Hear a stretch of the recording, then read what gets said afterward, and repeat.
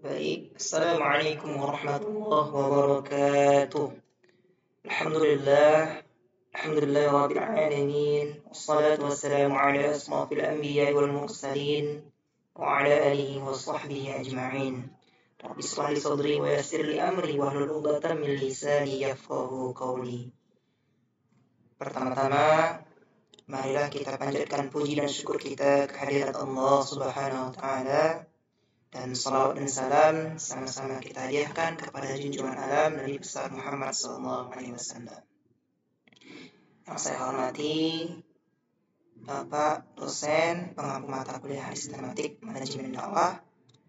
Baiklah, di video kali ini saya ingin memberikan sebuah konten penjelasan terhadap definisi hadis, teknik dan contoh penerapan dari dakwah multikultural. Nah, sebelum itu saya ingin memperkenalkan diri saya dulu. Nama saya Fitra Oleh Habib dari kelas Manajemen Dakwah B, jurusan Manajemen Dakwah B semester 4, Fakultas Dakwah Komunikasi UIN Sumatera Utara. Nah, langsung saja saya akan menjelaskan apa itu definisi dari dakwah multikultural, terus nanti hadis dakwah multikultural dan teknik dan contoh penerapan dari dakwah multikultural. Nah, yang pertama definisi dakwah multikultural. Nah, dakwah multikultural adalah pendekatan dakwah yang berorientasi pada pemberdayaan kualitas umat dalam ranah internal dan kerjasama serta dialog antar agama dan budaya dalam ranah eksternal. Nah, tujuan dari dakwah multikultural itu tidak lagi berfokus pada konversi iman, melainkan pada pemberdayaan kualitas umat dan kesetaraan hak-hak warga negara, yaitu termasuk hak-hak kelompok pada kelompok minoritas. Nah, dalam konteks pergaulan global, dakwah multikulturalisme menggagas dialog antar budaya dan agama untuk merespon fenomena globalisasi yang menghilangkan sekat antar budaya dan antar agama.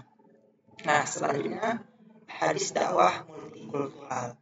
Nah, dan hadisnya saya mengambil dari hadis riwayat At-Tirmidzi nomor 1624 yang berbunyi An Abi Hurairah qala Rasulullah sallallahu alaihi wasallam لا يلقى المسلم اليهودي أو النصراني فيسلم عليه إلا كان عليه من الذنب مثل جبل ريحانة.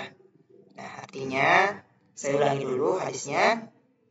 An Abi Hurairah qala Rasulullah sallallahu alaihi wasallam la yalqal muslimul yahudiyya أو النصرانية فيسلم عليه إلا كان عليه من الذنب مثل جبل ريحانة.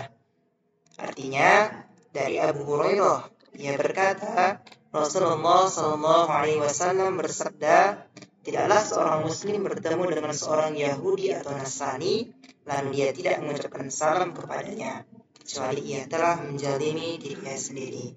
Hadis riwayat Tirmidzi nomor 1624. Nah, selanjutnya masuk kepada teknik dakwah multikultural. Nah, dari hasil yang saya cari atau teliti, saya mengambil 3 teknik dakwah multikultural ini. Yang pertama yaitu pendekatan dialogis, yang mana yaitu pertama mengedepankan dialog terbuka dan saling menghargai perbedaan. Kedua, menghindari sikap menggurui atau memaksakan kebenaran. Nah, yang ketiga yaitu mendengarkan dengan cermat pandangan dan pemahaman pihak lain. Nah, yang teknik yang kedua yaitu adaptasi kultural, yang mana substansi itu menyesuaikan pesan dan metode dakwah dengan konteks budaya setempat. Nah, memanfaatkan tradisi, simbol, dan bahasa yang akrab bagi masyarakat, dan menghindari sikap menghakimi atau merendahkan budaya lain. Nah, teknik yang ketiga yaitu kerjasama lintas agama, yaitu membangun kerjasama dengan pemimpin agama lain dalam isu-isu kemanusiaan, mengembangkan kegiatan bersama yang mempromosikan perdamaian dan toleransi, dan saling berbagi pengetahuan dan pengalaman keagamaan yang positif. Itulah tadi teknik dakwah multikultural. Nah, masuk yang terakhir yaitu penerapan dakwah multikultural. Nah, saya mengetikkannya ada 5 poin ya. Yang pertama itu memperhatikan keragaman sosial budaya masyarakat tujuan dakwah. Dakwah dilakukan dengan cara-cara yang disesuaikan dengan keunikan sosial budaya masyarakat tertentu. Misalnya dalam bahasa, simbol, ritual, dan gaya penyampaian. Nah, contoh yang kedua, mendorong tercapainya rasa saling menghormati dan toleransi antar umat beragama dan kelompok sosial budaya yang berbeda. Nah, dakwah itu dilakukan dengan mempererat persatuan dan kesatuan, bukan untuk memecah belah. Nah, yang ketiga, menjunjung tinggi nilai kemanusiaan universal seperti toleransi, persaudaraan, dan perdamaian dalam berdakwah. Nah, yang keempat, memaknai kitab suci dan ajaran agama secara kontekstual dan progresif, bukan harfiah dan statis, memaknai pluralitas dalam pandangan agama.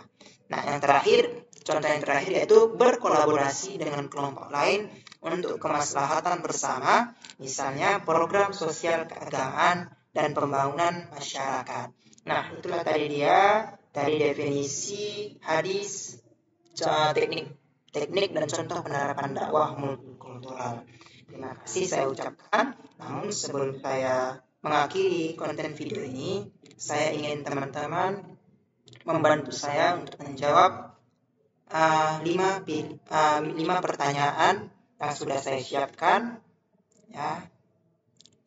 Nah, pertanyaan pertama itu nomor 1, saya akan memberikan 5 detik untuk setiap pertanyaan untuk teman-teman menjawabnya. Nah, nanti setelah 5 detik saya akan memberikan jawaban yang sebenarnya daripada soal-soal tersebut yang saya buat.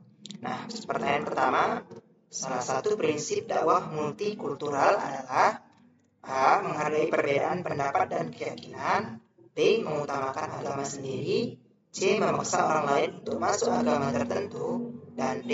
Menentang pluralisme agama. Saya beri waktu 5 detik.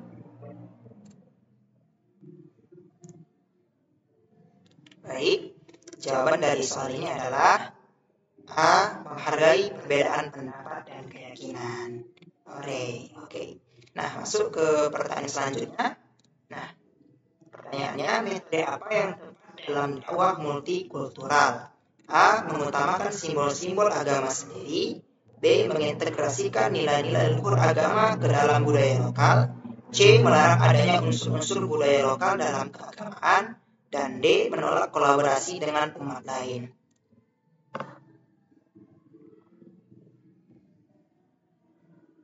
Nah, baik, jawabannya adalah B. Mengintegrasikan nilai-nilai luhur agama ke dalam budaya lokal. Baik, ke pertanyaan selanjutnya. Nah, pertanyaannya, nilai apa yang dijunjung tinggi pada dakwah multikultural? A. Superioritas agama tertentu, B. Eksklusivisme kebenaran agama, C. Persatuan dan kerukunan, dan D. Konflik antar agama. Saya tunggu 5 detik maksudnya. Jawabannya adalah persatuan dan kerukunan. Nah, masuk ke pertanyaan yang keempat.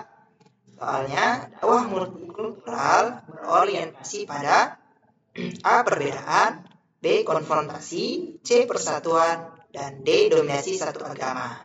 Saya tunggu 5 detik. Baik, jawabannya adalah C. Persatuan. Nah, masuk kita ke pertanyaan yang terakhir, yaitu tujuan dari dakwah multikultural ini adalah A. Mengkonversi semua orang ke agama tertentu, B. Membangun persatuan dan perdamaian, C. Mendominasi kelompok lain, D. Mencapai kesejahteraan golongan sendiri. Nah, saya tunggu 5 detik terakhir dari soal yang terakhir ini.